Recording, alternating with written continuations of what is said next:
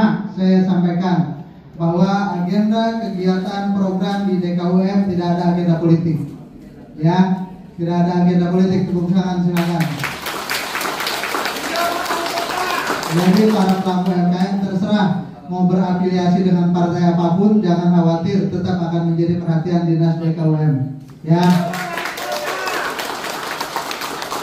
Jadi saya tekankan sekali lagi, kita berjuang bagaimana UMKM kita naik kelas, bagaimana warga kita bisa sejahtera. Jangan dicampurin program kegiatan ini dengan urusan politik, ya Pak Tamrin. Ya, ini pertama yang harus saya sampaikan. Kedua, saya minta Pak Tamrin dan jajarannya mendata kembali ada berapa jumlah UMKM kita di Kota Depok. Ya, dengan diklasifikasi, silakan diklasifikasi berdasarkan jenisnya, silakan. Saya minta didata kembali, termasuk saya minta data berapa yang sudah ikut pelatihan dan yang lain, serta progresnya hari ini sudah sampai di mana.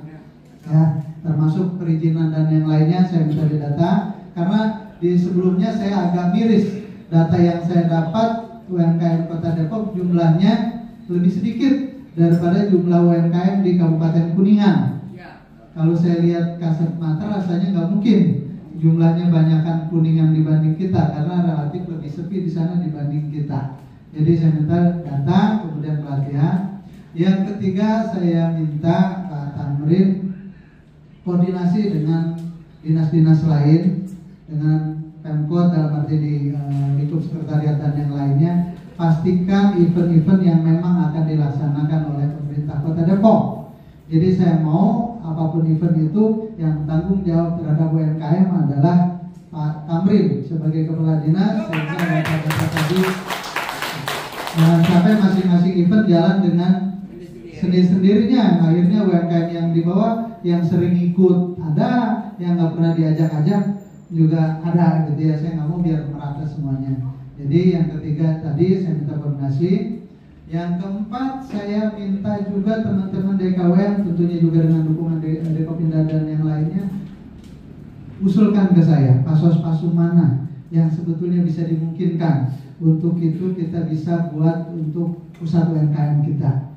Jangan sampai UMKM menjajakan makanannya cuma di momen-momen event doang, pameran doang. Kalau memang kita punya tempat yang bagus, misalkan contoh depan kantor kecamatan Sukmajaya, saya lihat itu ada tanaman atau apapun namanya, silakan Pak Basnas yang jualan. Kalau memang itu lebih punya kemanfaatan buat UMKM, tempat itu kita jadikan buat pusat UMKM. Ya. Tapi sifatnya nggak permanen, ya, karena dulu ada pernah tempat yang buat tanam ikan hias, sampai sekarang sudah jadi permanen, dimilikin satu-satu tempat. Ini nggak bisa seperti itu. Ini tempat yang harusnya semua orang bisa dapat kesempatan berjualan di situ. Tinggal mekanismenya Pak Tamrin bisa atur seperti apa. Jadi carikan tempat-tempat, titik-titik yang bisa kita create, bisa kita jadikan di situ adalah pusat UMKM. Bisa berjualan apakah rutin, apa mungkin per pekan atau seperti apa nanti diatur, ya. Dan yang kelima, saya minta juga jajaki untuk kemungkinan pinjaman modal buat UMKM kita, ya, dengan Bank Jabar atau dengan bank lain yang memungkinkan kita mendorong UMKM kita dapat kesempatan untuk modal. Jangan sampai modal UMKM melalui pinjol, ujungnya belum, bunganya udah kebanyakan. Di sini ada Ketua Basnas, saya minta fasilitasi betul. Kalau memang nanti ada rekomendasi dari DKUM, UMKM tertentu harus dapat dorongan modal dari Basnas atau melalui koperasi, nanti saya minta tolong dibantu untuk pinjaman, karena kita juga sulit ngomong orang bisa maju tapi nggak dikasih dukungan modal, ya. Jadi modal menjadi penting. Jadi ada berapa tuh? 5 ya? Ya. 5 hal itu cukup. Saya minta program lanjutannya seperti apa, kemudian implementasi dari data, kemudian tempat, usulan tempat, modal, pelatihan yang diberikan itu benar-benar bisa tersampaikan ke saya, karena sejatinya saya berharap keberadaan saya dapat amanah dari masyarakat hari ini juga bisa maksimal punya kemanfaatan khususnya untuk UMKM Kota Depok. Itu saja yang dapat saya sampaikan. Dengan mengucap Bismillahirrahmanirrahim, Forum Renjak Dinas Koperasi dan UMKM Kota Depok tahun 2025 untuk kegiatan 2026 secara resmi dibuka. Poli, nggak tadi Pak Oli ngomong ada jumlah UMKM kita kalah sama Kuningan. Ya. Menurut data berapa tuh Pak Oli? Ya, itu data beberapa tahun yang lalu di saat ada data dari pusat saya baca jumlahnya kurang, mungkin belum banyak yang data, makanya saya penasaran harus didata lagi UMKM kita di Kota Depok.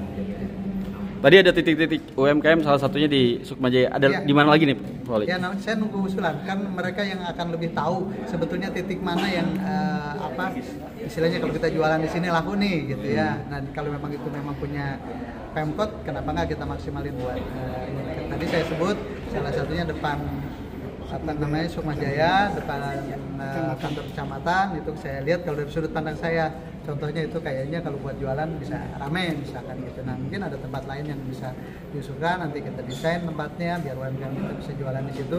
Jadi nggak hanya mengandalkan event-event tertentu aja yang jumlahnya cuma 2 hari, 3 hari gitu. Biar jadi orang kalau pengen makanan itu di situ karena enak dan yang lainnya akan bisa banyak. Maaf Pak Wali, kalau untuk permodalannya apakah dari bank sendiri kurang support UMKM Depok itu? Ya tadi kita prinsipnya saya nggak mau bercerita ke belakang, yang pasti kita sekarang kita maksimalkan, ada Basnas, ada perbankan di Kota Depok, koperasi juga bisa support. Ini yang harus kita, sehingga dari jumlah data yang didapat, kemudian berapa yang membutuhkan dukungan pendanaan, dari mana kita salurkan, bisa lewat koperasi, bisa lewat Basnas, bisa lewat perbankan. Ini yang kita harapkan sehingga ada nilai lebih dari modal yang diberikan atau disuntikan ke UMKM yang membutuhkan. UMKM yang memakai nanti tempat itu gratis apa gimana Pak Oli? Prinsipnya gratis. Prinsipnya kita nggak ada kewajiban buat bayar tempat pasos-pasos kita. Tinggal memang mekanismenya diatur. Artinya tidak ada satu yang terus-terusan di situ. Kita bisa bergantian seperti apa nanti ya, seperti biar gantian. Karena jumlah kita, makanya saya pastikan tadi data UMKM kita ada berapa, jumlahnya berapa, nanti kita bisa lihat. Misalkan kan yang jualan jenis ini pasti akan banyak juga, jualan jenisnya akan banyak gitu, seperti itu. Ya. Ya, Pak Oli, makasih. Teman-teman ya.